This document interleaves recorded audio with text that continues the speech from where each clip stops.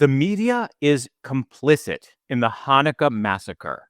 That is not an accusation, opinion, or idea. It's a fact by definition. I'll explain coming up, and you'll hear from the daughter of a victim. And ABC, I've got to say, will you cut out the biased reporting? Mainstream media, will you cut it out? Will you actually let us have a voice? The media has spent years downplaying, normalizing, and even celebrating the most evil, vicious movement on earth. A movement responsible for slaughter, rape, kidnappings all over the world. A movement designed to terrorize, poison minds, end democracies, and gain power. Big media, the biggest news agencies there are, have helped.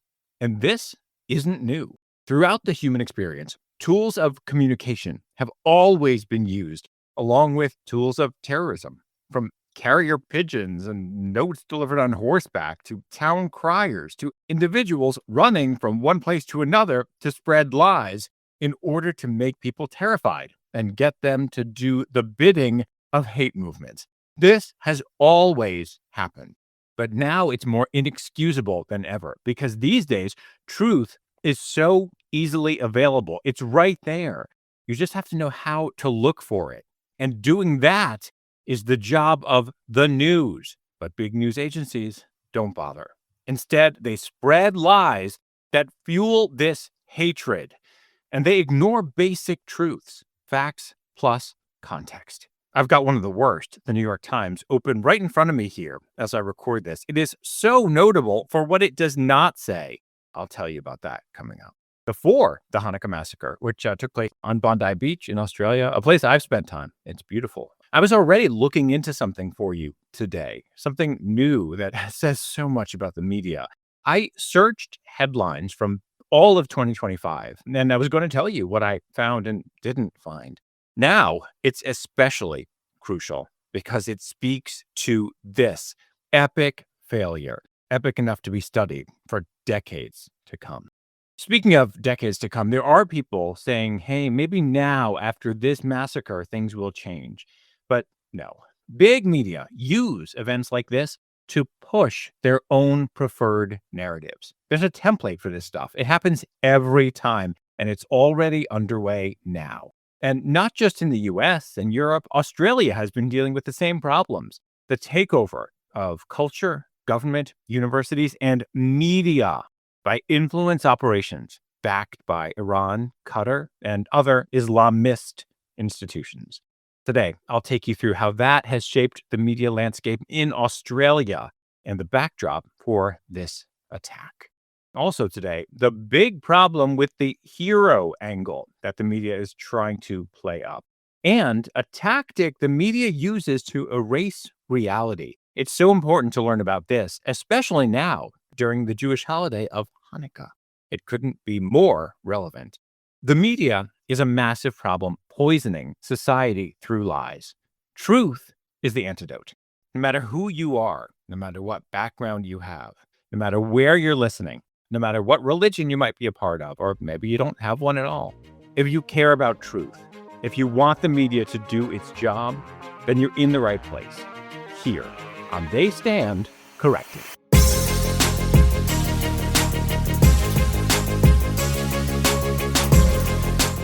Hello, welcome. I usually get to be a little cheerier at the top of the show, but obviously not this time. To those of you who are new, hi, I'm Josh Lebs. This is They Stand Corrected, the podcast that fact checks the news. You can learn all about me at my website, joshlebs.com. And with each episode comes a newsletter. You're going to want to see the newsletter. Lots of links and other information in there. It's free, and paid subscribers are able to send in questions. I had another topic prepared for this week, but then, of course, the latest act of hell on earth took place, this time in Australia. It's so horrific. I'm just going to jump right into this. The Hanukkah Massacre. I mentioned at the top that the media is complicit. And I've talked on this show about how we have to use language the same way in order to function as a society. Otherwise, we have a Tower of Babel scenario where we just can't work together. So complicit means helping to commit a crime or do wrong in some way. It's not a question. It's a fact. I've reported it now across dozens of episodes. Big mainstream media actively and regularly help Islamist terrorists. You'll see in the newsletter, I wrote this, news giants from the New York Times to CNN, the BBC, and more have radicalized the world. Spreading lies about Jews, the people of Israel, is their blood sport. They've globalized the Intifada. They've even taught people to believe Qatar's state propaganda giant Al Jazeera, and they never hold themselves accountable. It's up to us. I'll tell you, in the newsletter, what you'll see is for each of those news agencies I mentioned, I linked to specific coverage I've done of lies, straight up pro-Islamist terror lies reported as truth by those agencies, and so many more. This attack that happened in Sydney, this is what anti-Zionism is. It's this. It's an insane, bigoted movement designed to destroy the home base of the Jewish people, which means the people of Israel, Zion, Judea, Jewish, while also killing them everywhere else, too. People don't want to hear this, but facts exist. So here goes. From its beginning, killing Jews was a fundamental part of the creation of the Arab Islamist empire. That's what Medina was about, beheading Jews. Under Islamist rule, Jews were dhimmis, not even second-class citizens, lower than that. And in the 20th century, when they managed to get back Judea, when all these empires were falling and nation-states were being born, including the other ones around Israel in the Middle East, anti-Semitic hatred then fixated on the nation-state. It's insane. People who run backward, anti-democratic nations are pushing anti-Israel radicalization to the world successfully because they want to destroy that tiny little dot and recreate a giant Islamist empire. This is reality. This is not my opinion. This is literally what's happening. Islamist terrorism is one of the biggest stories of our time. Dozens of countries all over the world are under siege from Islamist terrorists. That includes the United States and lots of other countries. On this show, I've talked about the attacks on Christians in Africa, the genocidal attacks by Islamist terrorists across Africa. Recently, Islamist terrorists kidnapped another 300 kids from a school in Nigeria. They're carrying out slaughters everywhere, and their supporters are everywhere. On this show, I reported on a man in Australia, an Islamist man who held a young Yazidi child, as a sex slave. When it happens elsewhere, the media reports on it as a bad thing. When it's done to Jews in Judea, also known as Israel or Zion, the media always goes right to, somehow it must be Israel's fault. Big bad Israel. Anti-Zionism is a hate movement based on lies. There is, of course, a massive difference between being Muslim, which can mean taking a peaceful view of Islam, and being Islamist, which means wanting to force your take on Sharia law onto the entire world. And big media won't talk about that. I told you recently about attacks in India and Pakistan, which is especially significant for this Australia story. I'll get to that. Anyway, those attacks in India and Pakistan in recent weeks, Islamist terrorist groups claimed responsibility for those. But big media like CNN published long stories that literally did not mention that once, not a single reference to anything involving Islam. The media is actively hiding reality. That brings us to Australia. As I record this, a Pakistani man and his son are the ones accused of this terrorist slaughter at Bondi Beach. They opened fire on a Hanukkah celebration, killing as many people as possible. I have a big New York Times story open in front of me. And separately, in another tab here, I have their email newsletter that goes out to a ton of people. It's a long write-up about this attack. There is not one mention of Islam or anything similar. Nothing. They say authorities call it a terrorist attack, but there's no word on the ideology. Here's how this should work. Sure, until authorities come forward with the ideology of the attackers, you can't definitively state that this attack was Islamist. But you can, should, and journalistically must state that this attack comes amid rising Islamist terrorism and calls by Islamist terrorists to kill Jews. You have to report that. Truth equals facts plus context. That's context, and it's literally not mentioned. And that is normal. I mentioned at the top that I was already searching headlines from this year for you. Guess how many headlines the New York Times has had that mention Islamist terrorism over the past year? of the tens of thousands of headlines they put out. Actually, it could be hundreds of thousands given all their content across different platforms. Yeah, it probably is hundreds of thousands. Guess how many mentioned or were about Islamist terrorism? 0. Now, compare that to literally thousands of headlines in which the New York Times reports as fact things that Islamist terrorists are claiming. Again, that is literally true. Hamas, Iran, they're basically the same thing. Iran backs Hamas, so does Qatar. They claim anything about Israel, and the New York Times reports it as a fact. It's not just the Times. How about the Associated Press? I've explained here they might be the most impactful news agency based in the United States. How many headlines did they have? 1. Well, they had one that said something had been labeled Islamic terrorism. So technically, even that one headline didn't acknowledge the existence of Islamist terrorism worldwide. I've explained on this show so many more people see headlines than ever read stories. Headlines are news. Even when you look for stories themselves, there are almost none that use the term. And the Associated Press also regularly reports claims of Islamist terrorists as though they are facts.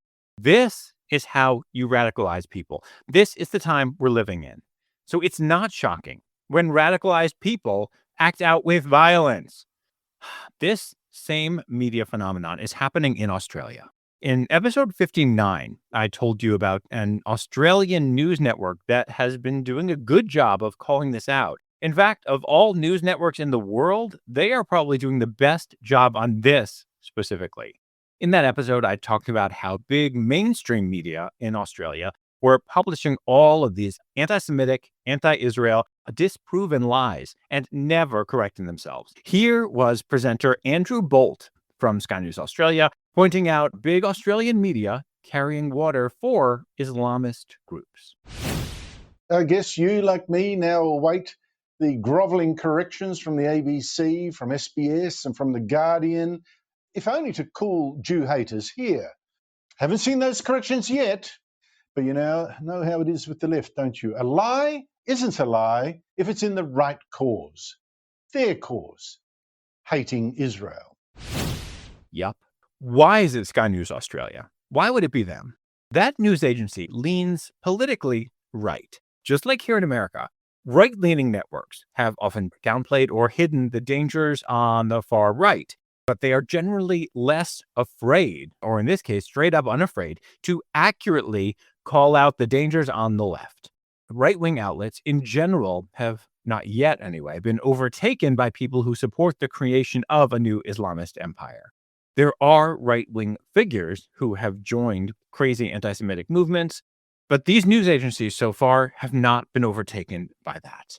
Mainstream outlets have been overtaken by that. They're willing to call out dangers on the right, but they are home base now to the dangers of the left. I saw this happening when I was at CNN. On this show, I played clips from NPR also, my other former stomping grounds. And the way it works on the left is all you have to do is dress up hate in the language of progressives. If you just take the word salad of progressives and sprinkle it across your hate movement, you are treated as though you must be right and just. That is why you find mainstream news outlets refusing to call out the horrific anti-Semitic, anti-Zionist hate movement, because it's popular among so-called progressives. Ilhan Omar, Rashida Tlaib, Bernie Sanders, AOC, Zohran Mamdani, Hassan Piker. I've said this before, but in case anyone's new to this show, anti-Zionism is the belief that it's perfectly fine for there to be more than 50 Muslim nations, but that the existence of a tiny Jewish state in Judea is an affront to humanity. It's so obviously bigotry by definition, but the media has normalized left-wing anti-Semitism. ABC, I've got to say, will you cut out the biased reporting? Mainstream media, will you cut it out? That's Victoria Teplitsky. Her father, Semyon, an 86-year-old Holocaust survivor, was shot in the attack. Here she is calling out the Australian Broadcasting Corporation while they were interviewing her. Will you actually let us have a voice? Because we feel that part of the reason that the Jewish people have experienced such a massive change in Australia towards us. I mean, I'm Aussie. I'm Aussie, you know, and I'm not a religious Jewish girl, but a woman. But since October the 7th, since all the hatred that's been thrown at us, I started to wear my Magen David because I'm Jewish. And if you have something to say, you can say it to me. And ABC, please stop with the biased reporting. Victoria, we are so sorry for what you are going through and what you have been through, and we really hope that your father recovers. They had no idea what to say. The ABC in Australia has a long record of horrendous bigotry on this. Victoria's remarks there were brave and awesome. Everyone should do that. Given this media landscape, the best place to trust among Australian media on this is the one I was telling you about. 15 people killed in an Islamist terrorist atrocity. The youngest victim, a 10-year-old girl named Matilda. Bondi has become our ground zero in the fight against anti-Semitism and Islamist extremism. That's Sky News Australia's Chris Kenny. He said the government there has been refusing to take action against the growing threat of Islamist extremism in Australia. The network then played some sound they got from the attack. I'll tell you now, it's disturbing, but you should hear a little bit of it. Here goes.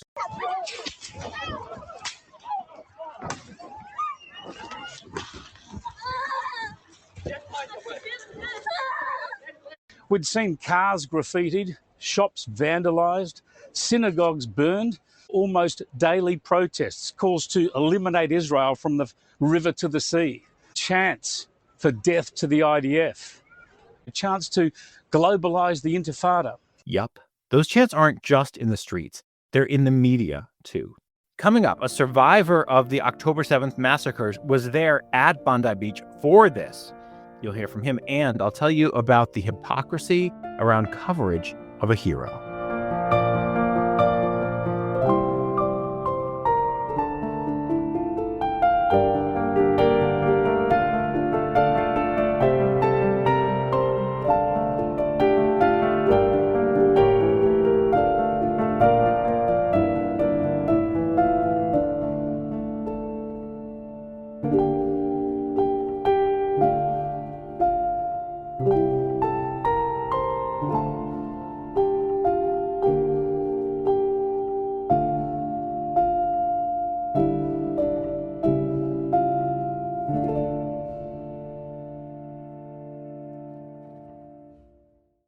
Arsen Ostrovsky is an international human rights lawyer, an actual human rights lawyer, not someone who uses that title to carry out an Islamist agenda. He was at this massacre on Bondi Beach and was interviewed by Sky News Australia. I survived October 7th. I lived in Israel the last 13 years. We came here only 2 weeks ago to work with the Jewish community, to fight anti-Semitism, to fight this bloodthirsty, ravaging hatred. We've lived through worse. We're going to get through this, and we're going to get the bastards that did this. I saw children falling to the floor, so elderly, I saw invalids, blood gushing everywhere. Amid this horror, a lot of media quickly turned to the story of a hero. There is dramatic video of a brave guy disarming one of the attackers, Ahmed al-Ahmed. This individual is a hero. As soon as I saw the video, I knew what was coming, and I knew the journalistic dangers of it. Big mainstream media is so obsessed with hiding Islamism in the world that they always fixate on stories like this. When Islamist terrorists attacked a kosher supermarket in Paris, killing 4 people, there was a Muslim employee there who helped to save some other people. And that one guy got more news attention than all of the victims combined. That is almost surely going to happen here as well. This is what the media does. They give people the impression, oh, don't worry that there could be some big Islamist phenomenon out there because there are Muslims like this hero too. So let's all feel good and move on. The media is doing nothing to help decrease Islamist terrorism in the world. The only place getting anything big done against Islamist terrorism on earth is Israel, with help, of course, from the United States and Jordan and other nations in the Middle East that don't want those groups to spread and gain more power. I reported on this show that a top political figure in Germany said Israel was doing the dirty work for Europe. This is what's happening. But then the media hands over their platforms to Islamist terrorist groups to spew lies against Israel, which then leads directly to violence like this. So, while what this one guy did was heroic, it is not a bigger story than the people who were slaughtered. And it is not anywhere near as big a story as the massive and growing threat of Islamist terrorism. And here's a massive reality check on that. If the media really wanted to highlight Muslim people who are brave and heroic and fighting Islamist terrorists every day, they could. There are a lot of them in the IDF, the Israel Defense Forces. No Muslim people on earth do more to combat Islamist terrorism than the brave Muslim soldiers of the IDF. But it wouldn't even occur to big media to say any of that, because when it comes to anything involving Israel, they have to present it in the worst possible way. Here is a hero. My name is Yahya Mohammed. I'm 21 years old. I'm an Israeli. I'm an Arab. I'm a Muslim. And I'm a proud soldier in the Israeli Defense Forces. I grew up in the Arab village of al-Fahim. I grew up in a country that I was taught to hate. But eventually I fell in love with Israel. I decided I wanted to give back to my country. I chose to enlist in the IDF and join a combat unit. What made me fall in love with Israel was the resilience of its people, and I'm proud to be part of that people. I'm proud to be me. There's a great video of this young man. I'll put it in the newsletter for you. Now let's see all of the Jewish people fighting in Arab armies. Oh, that's right. There aren't any, because Jews were kicked out of Muslim nations in evil, vicious pogroms in the 20th century and fled to the only place they could go. Islamists have been trying to kill them there ever since. That brings us full circle to this attack. According to current reports, the father and son who carried out this atrocity are from Pakistan, a country that was created at the same time as Israel. Pakistan and India were established along religious cultural lines. When Pakistan was established as a Muslim state, the remaining Jews there had to flee in, you guessed it, expulsions, pogroms. Here we are decades later. A father and son from Pakistan decide to kill Jews in Australia, globalizing the Intifada. And what does the media do? It says, oh, now we have to watch out for Islamophobia. So let's avoid talking about Islamist terrorism or bury it or hide it, make sure it's not in any headlines, and let's play up one hero. Because Islamophobia, that's the real problem. By the way, this is something that Chris Kenny referred to in his reporting. He pointed out that when Australia finally appointed an anti-Semitism envoy, it also appointed one for Islamophobia, even though the country wasn't having anywhere near as many problems with Islamophobia. The same thing happens in America and inside newsrooms. I've seen it. I've been there. If anyone even tries to bring up anti-Semitism, there are always people in those newsrooms who say you can't do that without addressing Islamophobia. Meanwhile, the overwhelming majority of hate crimes involving religion are against Jewish people. There's no comparison. There are no daily calls to globalize a movement to go around killing Muslim people. That's not a thing. And here's something no media ever point out. There are 0 examples of Jewish people going around the world attacking Muslim people at their events. There aren't any. Now, I'll ask you, have you seen that mentioned in any major news agency? The media has manipulated people's minds through mimetic warfare. If you haven't heard the episode about that, I encourage you to go back and check it out. People's minds have been altered structurally and chemically by the media. And no, things aren't going to get better now. Not on their own, anyway. This attack will not be a wake-up call to the media. It never is. But there is something we can do. That's coming up. Plus, why Hanukkah is such an important time for everyone to finally understand that anti-Zionism is evil, and that the bad guys of Hanukkah include anti-Zionist Jews.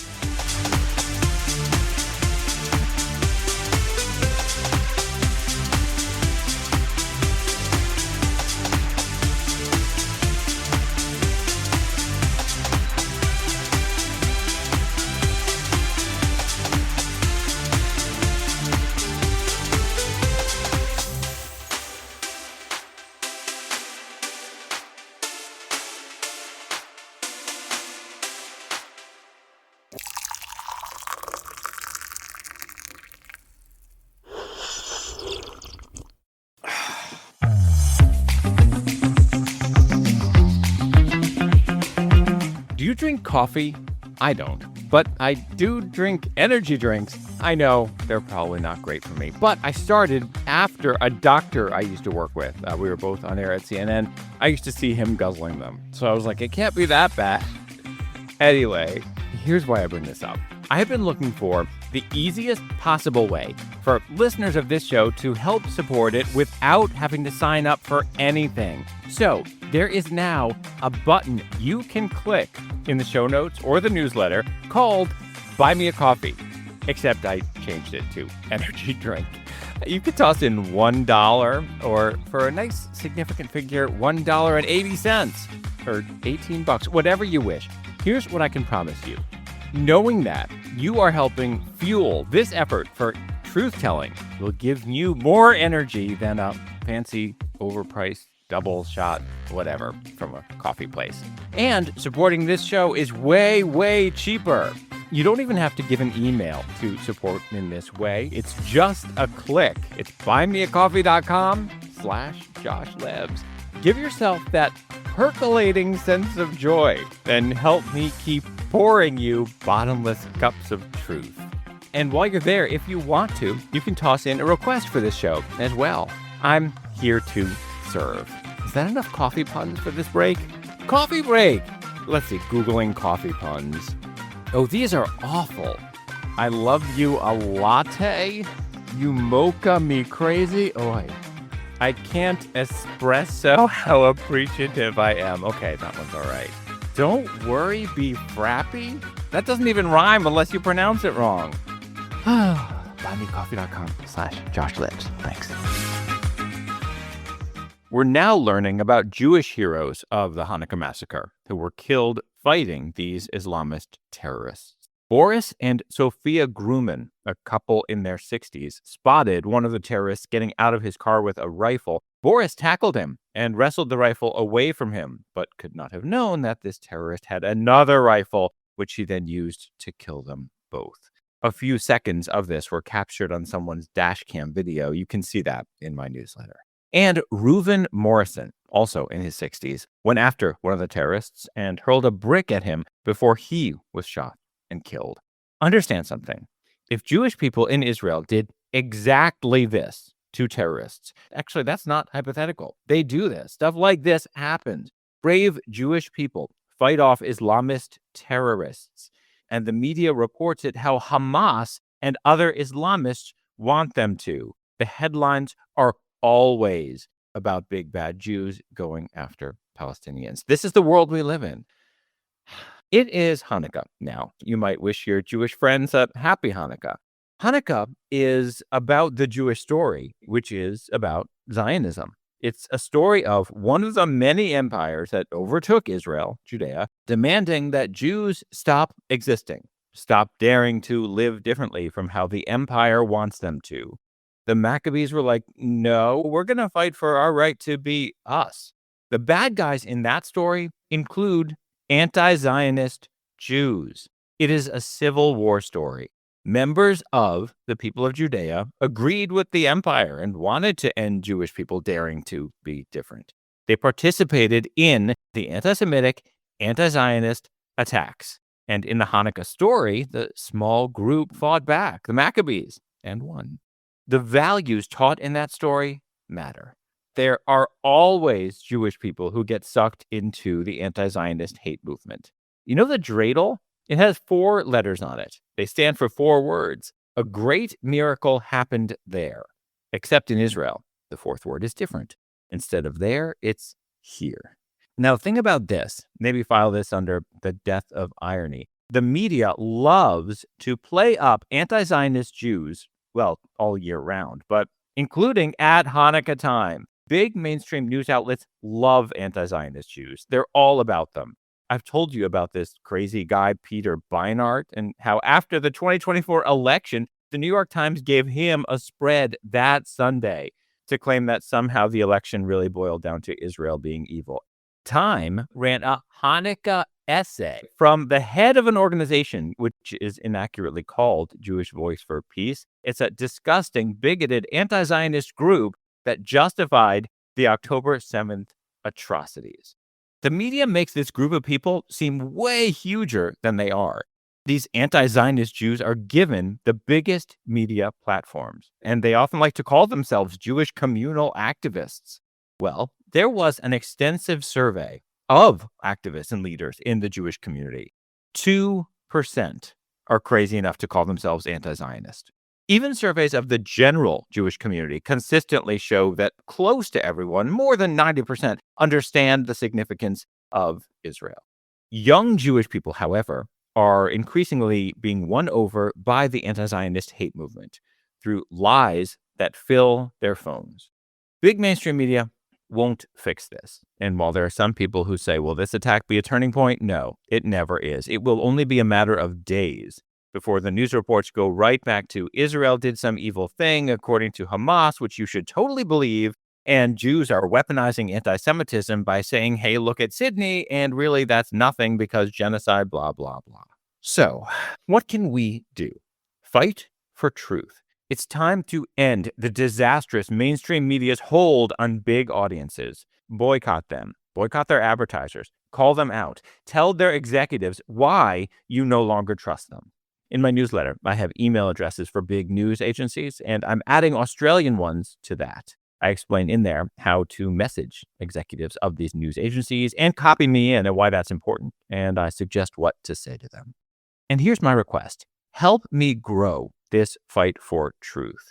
Unlike lots of activists, I come from inside the media, so I understand its failures, its power, and its vulnerabilities. You can support this show now by becoming a paid subscriber to the newsletter or in free ways like rating and reviewing it, telling people about it, sharing it. All these things mean so much. I live knowing that I could be at any one of these events and get killed any day. And I get plenty of hate mail. I am committed to living the good fight for truth. Making it succeed takes all of us. As always, I would love to hear from you. There are two great ways to reach me. The best is through the newsletter, and the second is through a form at my website that anyone can use. To those of you celebrating Hanukkah, I'm wishing you peace and light. And to everyone listening, if you care about truth, thank you so much for being a part of this. I will see you next week.